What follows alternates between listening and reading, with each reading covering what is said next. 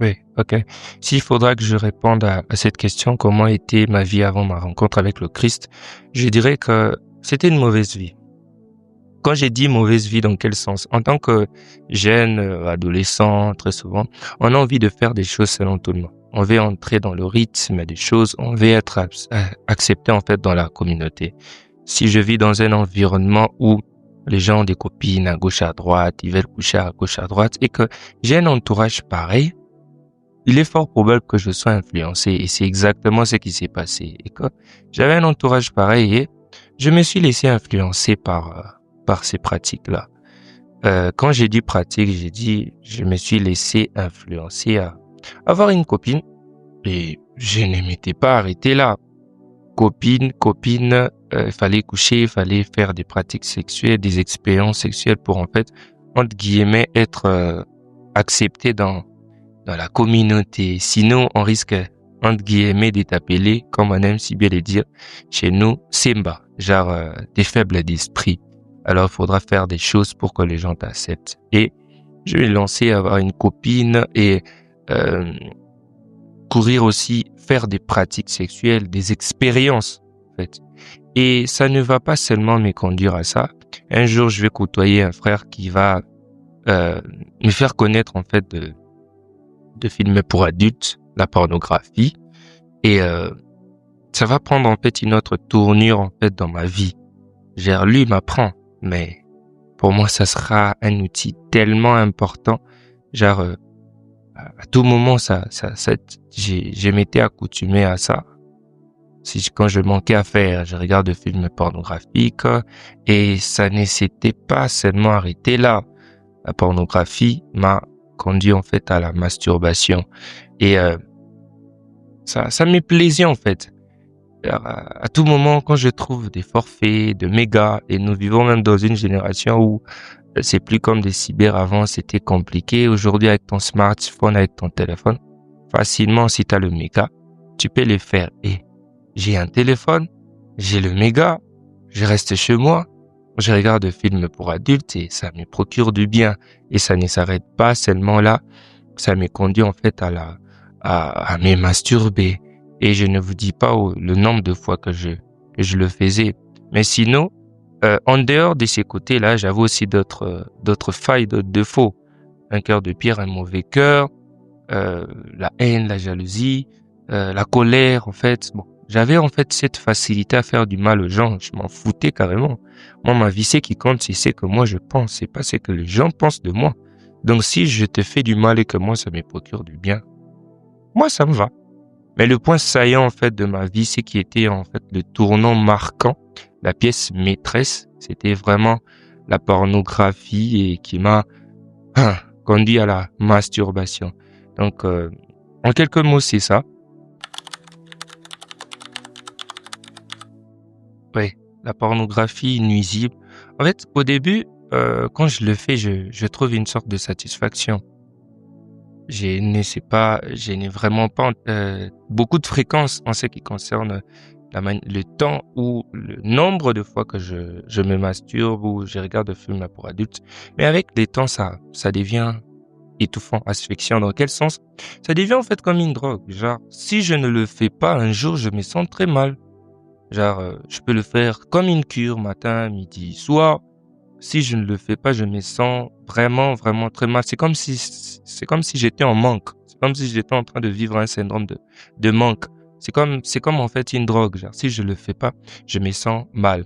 Et ça commence à perturber mon existence. Dans quel sens? Genre, je ne sais plus trop me concentrer, que ce soit dans mes études ou dans mes activités. À chaque fois que je me concentre, il y a des pensées de pornographie ou des images sensuelles qui traversent mon esprit et ça devient étouffant, ça devient vraiment envahissant.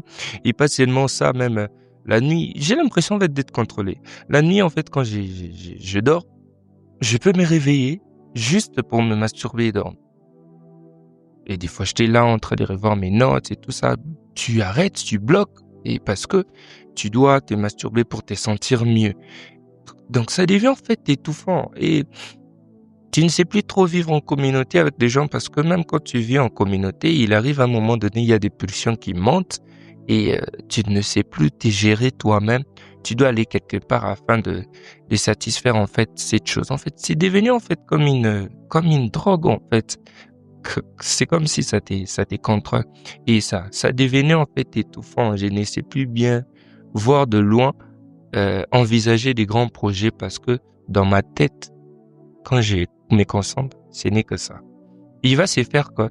Même des choses qui trouvaient du plaisir, qui étaient des coups de cœur ou des choses que j'avais l'habitude de faire, je perds en fait en termes de dégoût.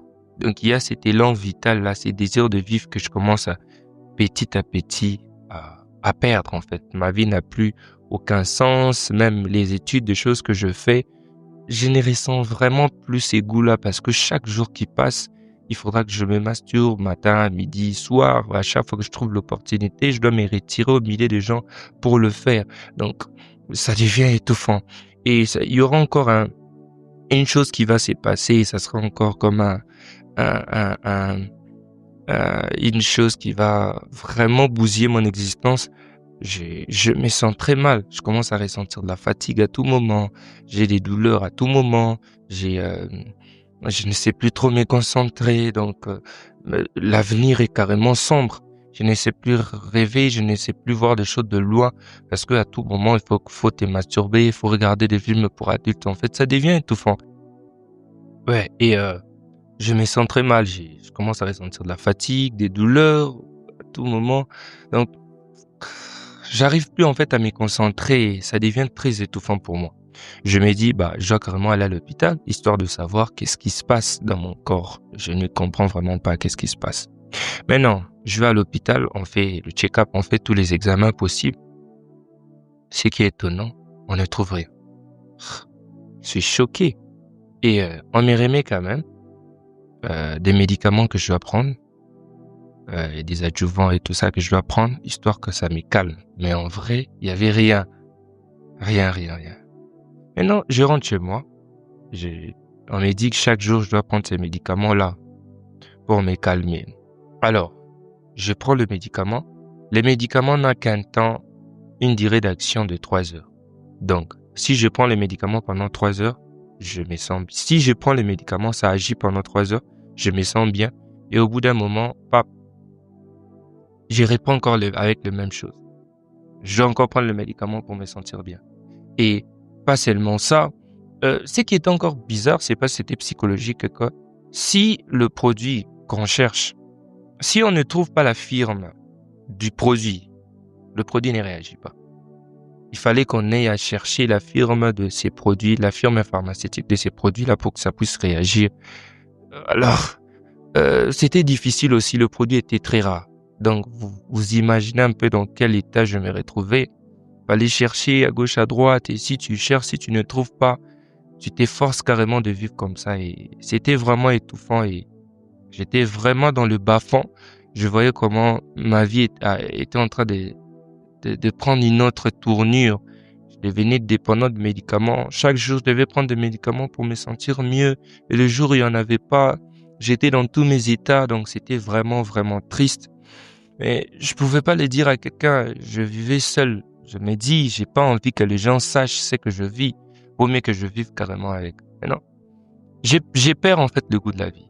Avec tout ce qui se passe. À chaque jour, pour acheter des médicaments, les produits coûtent cher.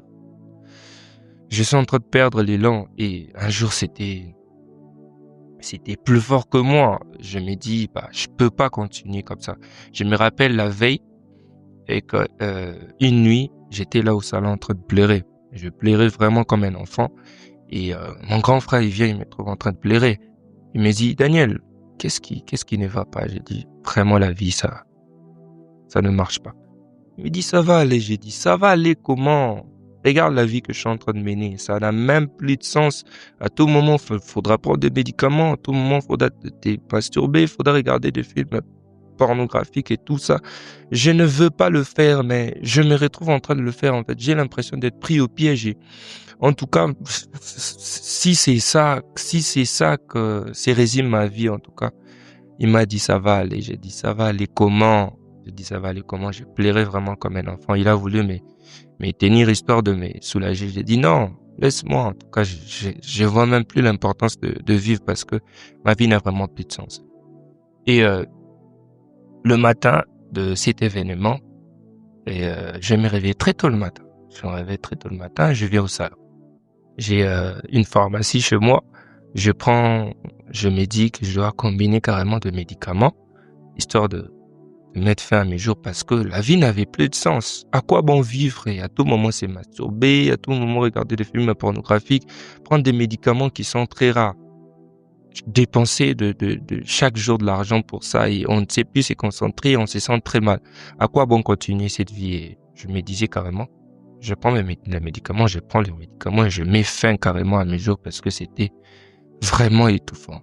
Et au moment où je m'apprête à faire cette combinaison pour prendre le produit, comme par hasard, comme par magie, je pourrais le dire, il y a mon grand frère qui sort.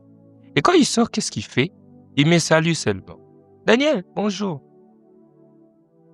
Après, il rentre, s'est couché. Juste cet événement-là, cet acte qu'il a posé, ça m'a en fait, c'est comme si ça m'avait retourné les cerveaux. Je me suis dit, oh, mais Daniel, je me suis en fait ressaisi. Je me suis dit, mais tant qu'il y a la vie, il y a de l'espoir. Tant qu'il y a la vie, il y a de l'espoir. Et c'est à partir de là que je me suis dit, il faudra que je me batte pour que je surmonte ça. Pour que je surmonte ça. Oui, et après cet événement, c'est comme si mon cerveau s'était retourné. Genre, je me disais, je dois trouver un sens à ma vie. Je dois vraiment chercher ma délivrance parce que ma vie ne peut pas se résumer à la pornographie, à la masturbation, aux médicaments. Et je me disais que ma solution, carrément, je le trouverais à l'église. Ma solution, je le trouverais carrément dans la prière. Et j'ai mis de côté les médicaments. À partir d'aujourd'hui, je prends plus mes médicaments. C'était une conviction personnelle. Et il y avait un programme qu'on avait organisé à l'église et j'y vais.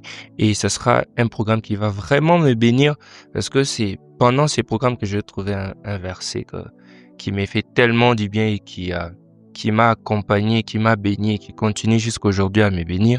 Le verset dit que c'est lui qui cache ses transgressions ne progresse point, mais c'est lui qui les avoue obtient miséricorde. Et quand je priais, je ne regardais pas le voisin comme on aime très souvent les dire. Oh, quand tu pries, les autres vont entendre ce que tu fais, ils vont aller dire. Moi, c'était vraiment pas mon problème parce que ce que je vivais en secret, personne n'était au courant de ça et ça, il m'écoutait de la vie. Alors quand je priais au milieu des hommes, je ne regardais pas à gauche, à droite. Je ne regardais pas en fait ma réputation. Je me dis, j'ai envie d'être guéri, j'ai envie d'être délivré, j'ai envie que Dieu me sorte en fait de cette situation et pendant ces longs programmes de prière, après la fin, je rentre chez moi. Certes, il y avait beaucoup de choses qui n'étaient plus de mauvaises choses, n'étaient plus, mais quelque temps après, la masturbation va encore revenir et boum, j'ai encore retombé. C'était vraiment, c'était un choc en fait. J'étais triste, j'étais désorienté. Je me dis, mais comment je suis là, j'ai passé un long moment de prière, de jeûne et tout ça. Mais comment ça se fait que je retombe encore dans ces mêmes choses? Est-ce que c'est des démons ou bien je comprenais pas? Mais je continuais toujours à chercher Dieu. Il y a un verset que je chéris qui m'a accompagné encore et que la parole de Dieu dit, dans leur détresse, ils crièrent à l'Éternel, l'Éternel les délivra de leur angoisse. L'Éternel envoya sa parole et sa parole guérit. Et je priais à plein gosier, je criais, même dans ma chambre, même chez moi, quand je faisais mes prières personnelles, je criais à plein gosier que Dieu puisse me délivrer. Et un jour, Dieu va me faire cette grâce. Ce sera une expérience surnaturelle, je vous épargne les détails. Et c'est à partir de là que Dieu, j'entends par de voix audibles qui me parlera et qui me dira que il est temps que tu puisses me servir. Et c'est à partir de là que ma vie va prendre une autre tournure, dans le sens où je ne vis plus comme étant un chrétien, un pied dedans, un pied dehors, selon le conformisme du monde, mais je vivais maintenant en cherchant à plaire à tout prix à dépendre de Dieu, en fait, une vie en fait de consécration.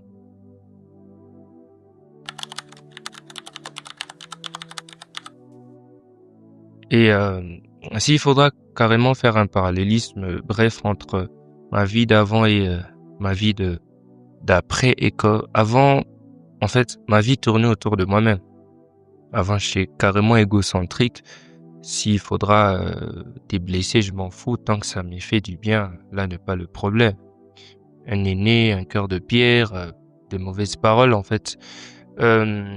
Hormis ses côtés, tendances, c'est pas des pulsions sexuelles, pornographie, masturbation et tout. Il y avait aussi de la haine, de la jalousie, de la méchanceté. Bref, j'avais en fait un mauvais cœur. Donc je le résume en disant, j'étais plus égocentrique. C'était plus ma vie qui comptait au lieu de la vie des autres.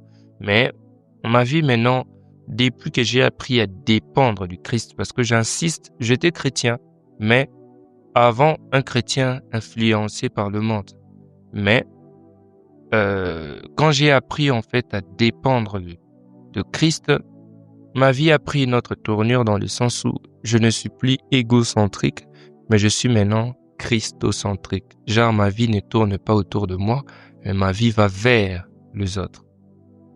Donc, je cherche à tout prix à vouloir manifester le caractère de Dieu, et je pense dans une autre vidéo, je pourrais vous parler en long et en large qu'est-ce que Dieu m'a pratiquement en fait enseigné pour que je surmonte en fait la masturbation, la pornographie et tout, pour que Dieu me délivre. Mais sinon, ma vie dépendant du Christ en fait, c'est résumé en fait à l'amour. Je cherche à tout prix à faire la volonté de Dieu. Peu importe les temps, peu importe les circonstances, j'apprends vraiment à dépendre de lui. Et c'est lui en fait le socle, c'est lui la raison de mon existence. Tu retires Dieu de ma vie, mais ma vie n'a vraiment pas de sens. Comme j'aime si bien le dire, une vie sans amour n'est vraiment pas une vie, parce que Dieu est amour.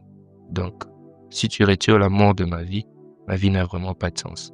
Et l'amour, c'est Dieu. Donc, en quelques mots, c'est ça, ma vie avec le Christ.